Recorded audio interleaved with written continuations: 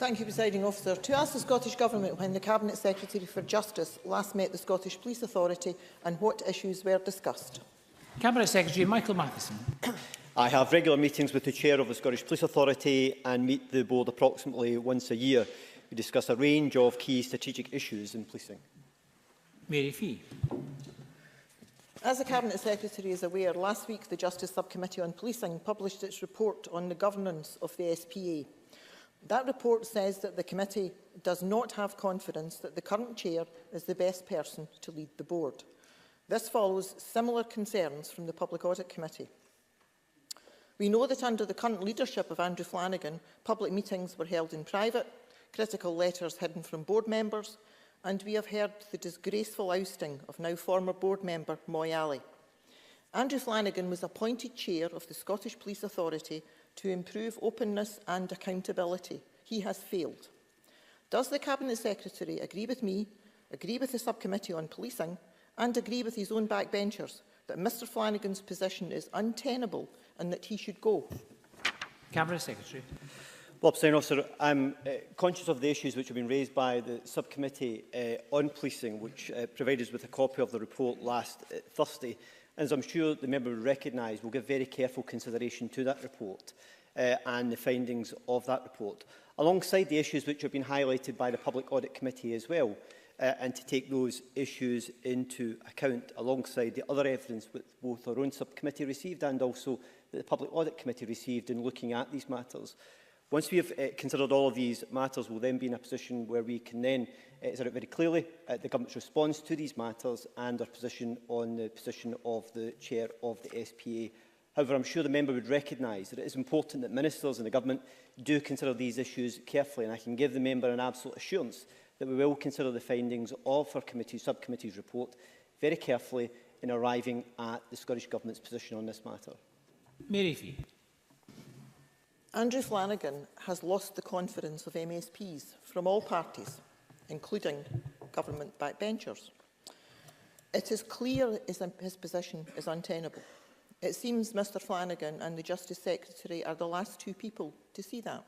We need a drastic overhaul of how the SPA is run, and this must start with the very top of the SPA board. We need leadership from the Scottish Police Authority, but we don't have that at the moment. If Andrew Flanagan isn't going to do the right thing and resign, then we need leadership from the Scottish Government. The Scottish Government approved Andrew Flanagan's appointment as chair. If the Cabinet Secretary won't withdraw that now, then I simply ask, what will it take for the Government to take action? Cabinet Secretary. Well, can I say to the member, I've given an assurance that we will consider the findings of our subcommittee's report, and once we've had the opportunity to consider that in detail, we'll then be able to respond to these matters. Alongside that, considering the issues which have been raised by the Public Audit Committee as well, and I'm sure the member would recognise it's important that Ministers do give thorough consideration to these issues in coming to a determination on these matters.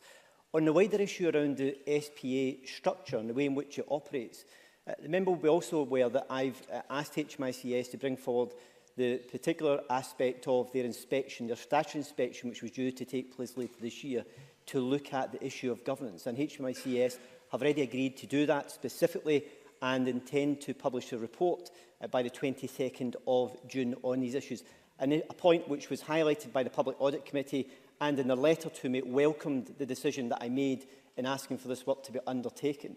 So it's important that we do consider these issues and to reassure you that we are considering these issues very carefully and we want to make sure that they are being appropriately addressed. On the wider issue around SPA governance and the SPA structure aspect, there is no doubt there are aspects of the way in which the SPA has operated over the last 4 years that have not worked as well as they should have. There are areas where I believe it could make further improvements. I've been very clear about the need for the SPA to ensure that it operates in an open and transparent manner, and I've repeatedly made that clear as a priority in the way in which it undertakes its processes in considering matters. There is no doubt that there have been improvements in the way in which the SPA has been operating. So, for example, as was led at the evidence given to the Public Audit Committee, the way in which it's considered issues such as C3, the way in which we now have the relationship between the SPA and the executive team within Police Scotland has improved significantly as well, and also the way in which it's taken forward the work around developing the 2026 strategy has shown clear improvements that have been made. But notwithstanding that, I recognise the concerns which have been raised by our own subcommittee and by members of the Public Audit Committee, and I can give the member an assurance that they will be considered very carefully and that the Government will then come to a position once it's considered all of these matters. Douglas Ross. Thank you, Presiding Officer. Cabinet Secretary, the evidence is very clear from the Justice Subcommittee to the Public Audit Committee, from MSPs of all parties and indeed from former board members. Andrew Flanagan's time as Chair of the Scottish Police Authority should be over and is certainly untenable to continue. Yes or no, does the Scottish Government continue to have full faith in Andrew Flanagan as Chair of the Scottish Police Authority? Cabinet Secretary. Well, as I've just said to the member, we will consider the findings of both the committee's work in this particular area and then come to a decision on this issue. I'm surprised that a member who is apparently a spokesperson on justice would not want to ensure that we go through due process in considering these issues. And it's important that government ministers give careful consideration to these issues in coming to a decision. And that's exactly what we'll do. And once we have completed that process, we will then set out a position on this matter. John Finney. Thank you, Presiding Officer. Cabinet, certainly my personal view that Mr Flanagan's position is untenable and he must go. And I'm sure you'll agree with me that we must have vibrant and diverse public boards. Can you indicate whether in your response to both the committee reports you'll consider the impact that his conduct has had on the likelihood of being able to recruit women and ethnic minority people to these boards, please? Cabinet Secretary. Well, I think the member raises a very important issue because this government is very clear about the need to make sure that we have greater diversity on our public bodies. I recently made some further appointments to the SPA, and I've also already written to the chair of the SPA in recent weeks highlighting the need to get greater diversity on the board, which is extremely important. And that's why it's also extremely important that when ministers are considering these types of issues, that we do have a due process that we go through in considering these types of concerns when they're being raised, in order that we don't dissuade people from thinking about applying for appointments to public boards when these issues are being raised with ministers. But I can give the member an absolute assurance. I'm very clear, not just with the SPA, but any boards within the justice setting, that they need to make sure that they're doing everything possible in order to increase diversity within their membership, and that they should be looking to take forward proactive measures that can assist in achieving that. So, for example, it's not always necessary to go for direct appointments if there is no space to actually make direct appointments, but what you can do is you can also second members to help them support the work of public bodies that can help to encourage greater diversity, give people experience of the work that that particular board may be undertaking with a view to applying for a place on the board at some point in the future. So, as a government, we are very clear about the need to get greater diversity and looking at legislation in order to help to facilitate that. And I'm very clear as Justice Secretary that in all boards within the justice sector, we need to see greater diversity. And recent track records on appointments to boards will demonstrate that actually we are making significant progress in increasing the number of women in particular on our justice boards. And I am determined to make sure we continue to drive that forward. Liam MacArthur. Thank you, Presiding Officer. The Cabinet Secretary will have heard the statement from Andrew Flanagan at the Justice Subcommittee last week. There's no doubting it was extremely contrite. He did offer an apology, but I think the point that was being made by a number of members was that the position that he held was undermined and that the actual SPA itself would be inhibited in moving forward for as long as he remained chair.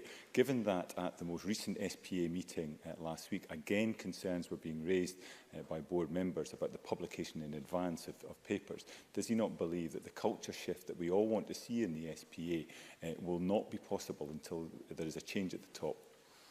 Cabinet Secretary.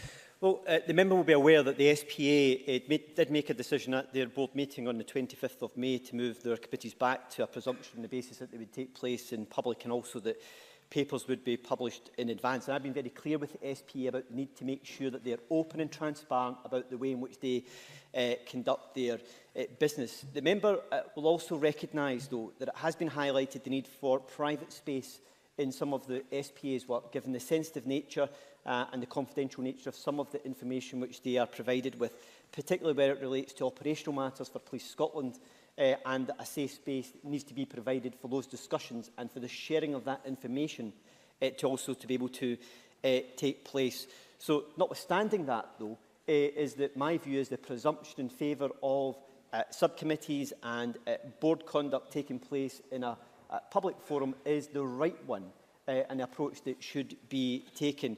And what have and that's why I've also asked HMICS to bring forward the early part of their statutory inspection that was due to take place in the autumn of this year to look specifically at the issue of governance within the SPA, and that work has already started by HMICS and will report by the 22nd of June, and I've got no doubt will help to support looking at what further measures the SPA need to put in place. But I do recognise the need to make sure the SPA are operating in an open and transparent manner, and I've been very clear with them over an extended period of time to ensure that the processes and mechanisms that they have in place are able to deliver that effectively. And Jackie Bailey. We know that the Chair of the Scottish Police Authority did not tell his board about a letter from Derek Penman advising of a forthcoming inspection. Now we understand that on a previous occasion, Mr Flanagan did not share an advice note on forensic services with the board. Does the Cabinet Secretary believe that this is a further example of a lack of transparency? And does the Chair of any public body behaving in this way meet the Scottish Government's own guidance to those serving on public boards? Cabinet Secretary. As I think the member will be aware, is that Andrew Flanagan has accepted that he should have passed that note on to the other members of his board, and accepts that there was an error made on his part, which is unacceptable. And we need to ensure that chairs of any public bodies are passing on the relevant information to other members of the board in order to allow them to come to an informed position on matters when they are also being discussed. The issue around the advice note is one that also the Chair has accepted it should have been passed on to board members, and again is a matter which we will consider in looking at this matter in the whole. But I want to reassure members that the Government will come to a position on this matter, but it is appropriate that we do consider all of the facts and all of the information that are being provided, in part for the very reason that was highlighted by John Finney about individuals being attracted to stand and to work on our public bodies to ensure that there's a due process that ministers and government will go through in considering these matters and then coming to a decision. A failure to do so, my concern would be, is that it would actually dissuade people from being prepared to actually go into public appointments, and we want to avoid that from happening. And that's why we will consider these matters very carefully and in a detailed way, and we will then come to a decision on this issue.